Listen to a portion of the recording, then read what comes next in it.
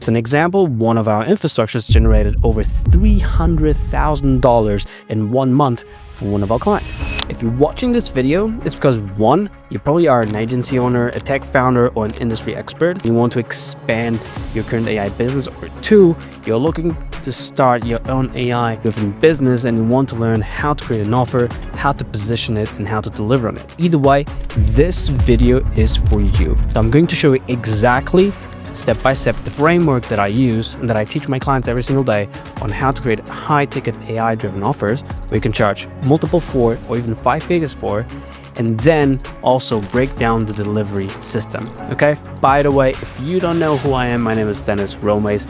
I run Netzo AI, a voice AI platform, and also AlphaTwin.io, where we help agency owners, tech founders, and industry experts leverage AI to scale their businesses. So now, let's crack on.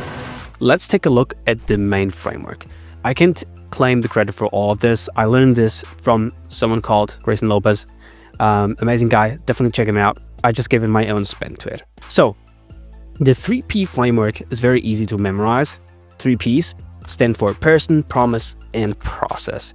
Okay, and the whole idea is that you understand how to provide value. First, we look at defining the person. Usually people call it the ICP, ideal customer profile, or avatar, right? Who is the person, but beyond the niche? So let's say you picked a niche. The key thing here is understanding what are specific segments within that niche. So niching like 2 or 3 layers down, so you can find a very specific market where you can add a lot of value. And this will all make sense in a second. So who is the person that you're going to serve? Secondly, what is the promise? So let's say I help, for example, agency owners. What do I help agency owners accomplish? What is my promise to them? Is it building them a reliant or consistent client acquisition system? Is it to help them solve appointment setting? Is it building them sales team? What is the promise? And you won't be super specific about them. I don't want to make this video too long. For example, for the person, list down all the interests. So what is this person interested in? And you'll need this in the future. What is the age range? Where are they located? If it's a company, like what's the headcount? What is the average annual revenue gap? So be as specific as possible on this end, because that will help you tremendously in a second. The promise also, it needs to be something tangible. When you say something like, oh, I help you with marketing, like who cares, right? Or I help you with, I manage your ads. That is not enough. A promise needs to have a tangible outcome. Okay, so I want something specific, and no, you don't need to add, I'll guarantee you 20 appointments, even though that is specific, but you can go a little bit broader than that. And by broader, I mean focusing on a recurring outcome. Okay, and again, if this is still not clear, everything will be clear in a second once I show you the old model versus the new model. All right, now, oh, by the way, don't forget to subscribe to the channel. Then last but not least, it's the process. And the process is where most tend to struggle with, because there are 2 types of people when it comes to how they address the process, at least they work with me. One is they try to like create a new name for something that already exists. Example, you have the Instagram funnel, the social funnel, you have the short form content funnel. They're all different names for the same process. Now, by giving them a unique name, it helps create attention, but it's false attention because it's for the same thing. Nonetheless, it works sometimes. The process is actually, if you have to lay down step by step, like week 1, week 2, week 3, week 4, week 5, how does everything look like? And what I want you to do is here, let me see if I can grab the pen. So I want you to break it down into 1, 2, 3. 3 main pillars. For some reason, humans tend to memorize a lot better 3 things than 5 or 4 or 2. So I want you to describe your process first. We will do this. In my case, first, what we do is we dial in the right AI model. There are 3 main models that we preach, which is the AI growth creator, the AI automation agency, and AI SaaS company. Then also revamping the offer and the messaging along the way.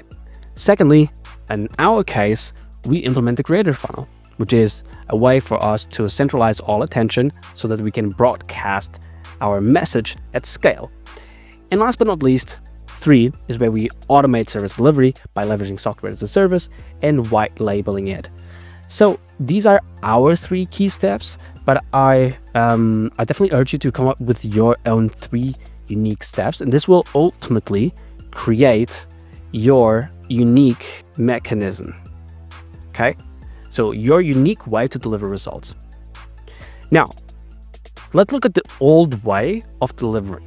So most people, when it comes to delivery, they only think about, okay, am I a service company? So I will do it for them, like an agency. I do everything for you. Am I a consultant or a coach? Meaning I will do everything with you. I will hold your hand, but you will implement it yourself. The problem with this is not productized most of the times, especially consulting. Coaching is a little bit more productized, but consulting isn't.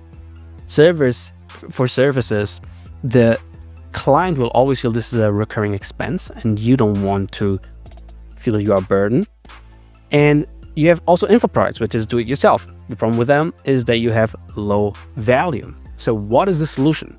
So the solution is the infrastructure system. And by the way, just to give credit when it's due, this is some of this information. I got it from Serge Katari. I've worked with him in the past, and I feel that it's a very clever way on how to position things. Now, I give it my own spin on, and also how I think on the expansion of this model. Okay, and that is by, instead of focusing on service delivery or consulting or info products, we combined all of them in a very smart way. And we build what is called an infrastructure. Now, just for context, an infrastructure must be tangible, meaning that if you go to a car dealership, you are buying a car and you bring the car back home, right? Or if you go to a real estate broker and you buy a house, you have that asset. It's an asset, right? It's an infrastructure. And the beautiful thing about an asset is that you can keep using it over and over and over and over again. And it doesn't feel like an expense, it feels like an investment, right? That's why you buy a property. Now, just like a property, you have 2 options. One, you can rent, and that is a service. You pay it, it's a monthly expense, right? That's the agency. The infrastructure, since you bought it, of course you have maintenance. Of course you have to take care of it. You have to clean it. You have to pay also government taxes over it. Now, all those things are what happens next. Because if you think, for example, about a construction company, what they do is build and release. So they build the infrastructure, they build the building, then they sell it. Once it's sold, it's yours, right? Now, many construction companies expand beyond that, or they focus just on that. But to show you how you can keep capitalizing on that, we need to look at what happens in the next phases. So the reason why you want to build infrastructures is to productize the delivery. Because remember when I said, be very specific about the niche, the person, and about the promise? This will enable you to productize the delivery. But instead of positioning it as a service, so charging 1 or 2K per month, you can charge $7.5, $15, $25, or even $100,000 a year or more, or per implementation. Now, we've done it successfully between the $5,000 and $15,000 range. There are people that charge a lot more than that. Now, it depends on the value that you are providing or the value that the infrastructure provides. So that is phase 1. Build it, and by building it, it's something that once you release it, they can use it recurrently without you. So sometimes it might mean that you need to train people on it, or you might need to hand over SOPs or trainings, which is do yourself. Or after you release it, for example, they might need, just like an apartment, you'll need to clean it recurrently. What if the same company that sold you the apartment also offers cleaning services, and they also offer maintenance services, and they also offer to consult you on how to deal with the property. These are just a couple examples, of course. This is where phase 2 kicks in. So the first thing from phase 2 is use software to gather data. In consulting, this is called a hard asset consulting. So if you implement software, and this is where AI comes in your main product, aka infrastructure, you will gather data as it evolves, so you know when it's going in the right direction or the wrong direction. And you can offer as part of the infrastructure a, let's say, warranty or a maintenance period for, let's say, 6 to 12 weeks, where you keep managing everything for them just to ensure that everything runs smoothly, right? What after those 6 to 12 weeks or 16 weeks? Then it's time to upsell. And you can upsell them in at least 3 ways. At least these are proven ways that we tested. One is you can consult them on the product or on the infrastructure. So you can have ongoing sessions, let's say once, twice, or even 4 times per month, where you consult them on how to make the most out of it, how to keep training their staff member around it, how to get the results. Option 2 is, if you like them, you feel, hey, these are great clients to work with, you can manage it for them. And this is where, if they already paid you, let's say $15,000 for the infrastructure, paying $1,500 or $1,000 or $2,000 a month for recurring expense for a service seems doable, right? It doesn't see, oh, you charged me $15,000 the first time. Oh, now it's only $1,000 or $1,500 a month. Oh, I can do that, right? So manage it. Or option 3, if you feel that it's a high valued business and you feel like, hey, I can rip off benefits on the long term, it's a growing business that I want to be a part of it, then is when you can tap into the growth partner model, which is where you partner up with them and you get a percentage of what the revenue or savings that your system generates. Just an example, one of our infrastructures generated over $300,000 in 1 month for one of our clients. So we position ourselves as partners. We have a percentage based on that. Why? Because they are huge numbers and they make sense for us, rather than paying them a ongoing fee. And of course, I don't want to make this video too long, but I just want to give you a comparison between the old delivery model and the new delivery model. This is exactly how we implemented it ourselves.